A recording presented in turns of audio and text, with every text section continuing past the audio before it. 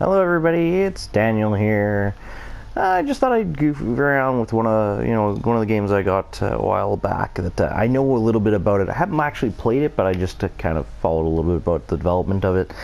And I know it's a pretty impressive game. A lot of people are big fans of it. It has a lot of that kind of choose your own adventure path, which is neat. So we're just gonna dive in here and run around with our fox buddy here. Then his mother called him to her deathbed. Floating islands, eh? But you won't die. So, as I understand this game, basically part of it is that it has a very, And he whiled away his days at home. you choose what you're going to do, and then in terms of story points, and that has wild differences on the way the game ends and things like that. I'm probably just going to do one playthrough, and I'm going to do what I like to do in these kinds of games, and that's, I'm going to choose what I would do in this situation. Like, not from the character standpoint, because a lot of times it's fun to kind of, like, embody a character. What would that character do? I think what I'm going to do is just go with what my gut tells me to do in each situation, because this game's supposed to be about the way you build it out is the way you build it out. So if you are, terrible and make all the, let's say, Sith-like choices, the game will be vastly different than if you choose all the good side choices, so that the story can be very different depending on each of us. So we'll see how that goes. Story seems like it has to do with our fox dude and dealing with a different war that's going on with some crows, but let's see how this all goes.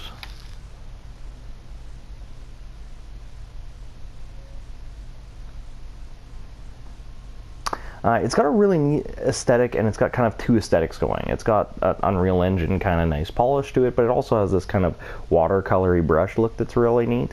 And of course, anytime you're dealing with like sky fortresses and stuff like that, that's a neat aesthetic. The anthropomorphic kind of animal monster people is all cool and well. He's got the, fox is always one of my personal favorite animals. One of my kids, we always get him fox type stuff. That's his little thing. And then you gotta have an eye patch. Eye patches are cool. They mean something bad happens, but you survived. The kid was looking down. Oh. City burn. Cities are burning, eh? Ronaldo told the kid. Look, if we give them the book, they'll leave you alone. My mother died for this book. I promised her I'd protect you.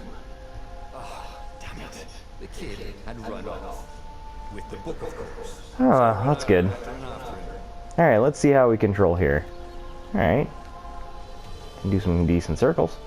We got a nice basic sport. Alrighty. Nice flashy stuff going on there. It seems like all I can do right now is the slash. This game also, as far as I understand, has a lot of like abilities that you pick up along the way, which I always really like the idea of starting out with a character very simple and not having a lot that they can do, and like building it over time. Was staring at the kid like he was their dinner, which probably was what was in their tiny brains. Well, crows do eat carrion like that. Probably would make sense. Pick on someone as ugly as you. Wait, am I right? The ravens called and rushed at him. And then lost terribly. I mean, well, get some nice distance on it there. Oh, and murdered while they're down. Well, that was a stylish way to beat up a bunch of bad guys. Okay. Counter. Got it.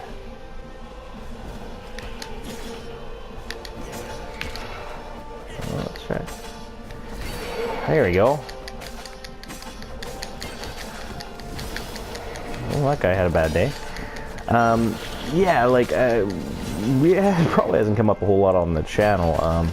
As much as me and Matt are having fun with all this, and I'd love for this to be what I did instead of my boring day job, what I'd love to do one day is make video games. Don't have much of a coding background because I have dyslexia and that dropship, eh? So those crows teleported in, right? Straightforward. I can grab dudes, I can aim and throw dudes. Okay. That was fun. So why do they need dropships if they can teleport? Oh, that looks fun. Well, that was easy. The gate of heroes. Someone's idea of a joke. Making The sense. skyship docks a gated community. Gated community? Needed a hero Okay. to open it. And the kid was on the other side of the gate. Do we have a hero sword? Through. Promise me you'll What's take our the book sword? to the rebels, or I'm gonna steal your ship. A ship? Taking the damn book I anyway. like ships. And Don't neither take my of ship. you. Try and stop me. Laughed the kid. I bet you don't even have a hero sword. Does And with that, putting your ears through a helmet kind of negate some of the effect of the helmet? I feel like you should have a helmet that hides it. but he had guts. Where was Ronaldo going to get a hero sword? I'm gonna assume over here. But like I was saying, you know, because I was 60, I don't want. But I've designed a couple games in my head and with a couple other friends. A sword. Let's take a look here. Crafting a sword. Now, do I get to pick, or am I gonna get like a harder starting sword? Cool. Okay. Not crafted yet. Yeah. Level. Yeah. Okay. Cool. I get to look badass. That's neat. Looks like I make it. And then yeah, let's do that. QED. Okay. But this is cool because it means I can kind of see what the other swords are gonna look like. Liking the look of Void Blade. That sounds cool. I'm not gonna look at that anytime soon. Well, that is what it is. Cool. Now, was I not using a good sword before? Like, it seemed like I was doing fine. But yeah, I've always wanted to design a game where your character kind of sets out with like barely anything that they can do at all, and it's just about building up movesets through gear, and like just 100% love that idea of the character itself not being special, but just the treasures that you've amassed to make you special. It's a neat idea. Made him promise to protect the kid. But you never told him where the book was. Just the kid. Okay, protect the kid. Are we gonna decide we're gonna be a good guy in this situation? Be like, yeah, we'll protect you, or are we gonna be like, you're a brat and He came up get to on work? the ledge. It was too far to jump. There'd been a bridge here before, hadn't there? And there was Peter, giggling at him. How'd you get across? He asked. Where'd you find a hook? I hopped, said the kid. White-ass kid. Hey, look out behind you. Q, said another. How many times has that ever actually been said as a not that line? You know, where they tell you to look out and that's cute, and then there isn't actually someone behind? It always happens, right? And it's kind of like one of those jokes that's not a joke, that's always a joke, that everyone kind of keeps making a joke. It was time to talk some sense into the kid. Just hook his way across the ledge and chase the kid down. I can hook go way across? He hadn't used his hook since he'd retired. Maybe if he'd meditated. At that altar there, he'd remember his old skills. Old skills, eh? So this is how they're Metroiding me. Not to be fair, new character doesn't actually get Metroided, but clearly this character is supposed to be more than just a level 1 character, and that's kind of what we're getting. I have 1 skill point. I love that they gave me a skill point like I'm allowed to spend it on anything else. It's like, you know I have to get this, right? Alright. To come back to. Something you never completely forgot. Like how to freeze Sure. time when attacking. Yeah, The more you'd probably remember. what are the cool things I can find? Let's see, we got some hooks, we got some dash, we got some combos. I like combos. Got some time stalling stuff, some combat stuff, some straight up stats. Truths, eh? That sounds like it's going to be something I have to wait for. Alright, well, let's just go with this hook now, see how this works. Woo, that's fun. Can I do it to anything? I wonder if it's like I can grab some guys and beat them up without their buddies around to help them. Yeah, no, I like the way that this is going so far. She was the fastest ship he'd ever known. She could do the Kesha run in 12 furlongs. So the salesman told him. Star Wars Something joke. told him the kid was about to walk into an ambush. Could it be the big stealth-looking icon? Not giving you the book! Shouted the kid and took off. No, Peter! The kid ran. Is he like Peter Cottontail? The gauntlet nailed him with its eye. Oh, we did a bad job protecting him. And let's test out my stealth abilities. Can I stab you? Find out. Nice. Oh, and he does like the ham bone thing. That's cool. Now, that was the only one, or no? It was unburned. Next to it were the buckles from the kid's shoes, and a kid-sized pile of ashes. Well, less of it. It's going that way. He told the kid he'd take the book to the rebels. The kid would be alive now.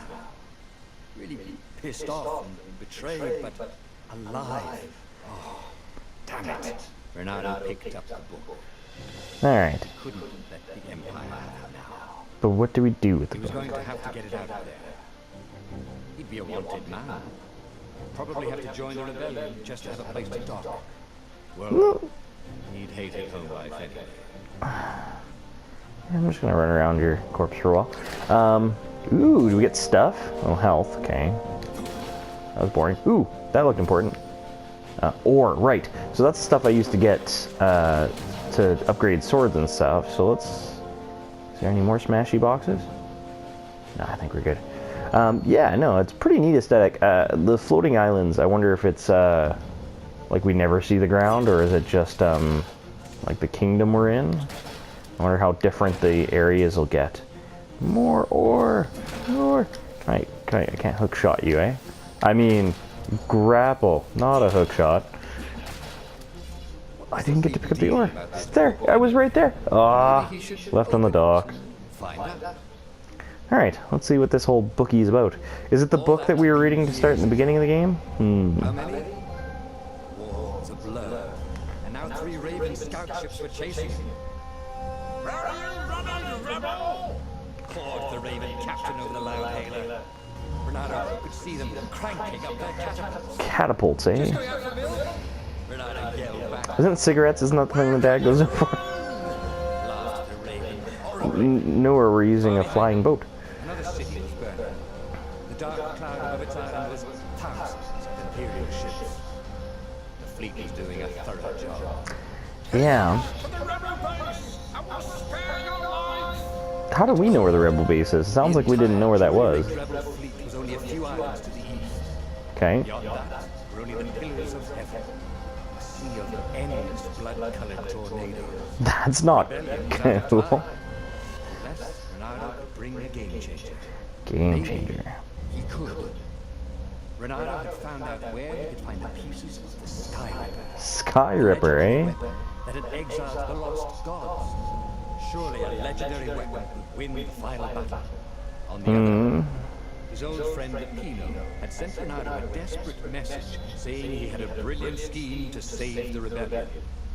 If the would only rescue him. Bernardo dived the Farfarer towards the abyss as he felt the heat of the jet stream. The Raven ships had peeled, not stable enough to follow him down there.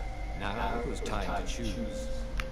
The Okay. Pino or the Sky Ripper. So we can help our friend. So friends are good. Or we can find this weapon that looks like a D20. Kind of partial to the D20. Tell you the truth. D&D tells me that rolling a critical miss could suck here. I would say friends are helpful.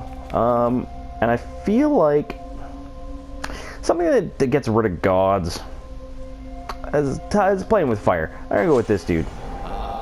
Pino. Apparently the man ravaged and sold a Pegasus that he didn't exactly own. Stole a Pegasus. Wiggled out of trouble Oh, sold a in Pegasus. time, but he was out of time. Out of time, eh? Figured out that Lapino was a rebel spy. Rebel If the fleet spy. reached him first, they'd string him up for that. Never mind the winged horse.